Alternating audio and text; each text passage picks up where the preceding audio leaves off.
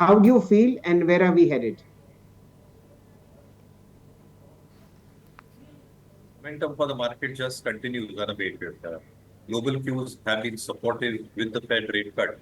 The MSCI rebalancing, the FI money also has started coming in thick and fast. Domestic liquidity remains extremely strong. And therefore, I think this liquidity-driven rally uh, continues and the momentum shall continue, in my opinion, as well.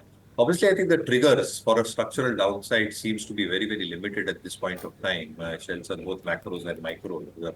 Obviously, the only macro concern that remains is how geopolitics will probably play out. But the market is taking that in its stride as well.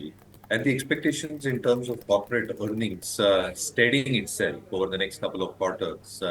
And thereafter, over the next 18 months, expected to grow at a decent clip again, anywhere between the 12 to 14% range, is probably also giving fuel to fire in terms of the premium valuations that India is probably having. The China stimulus yesterday and the expectations in terms of some recovery in the Chinese economy.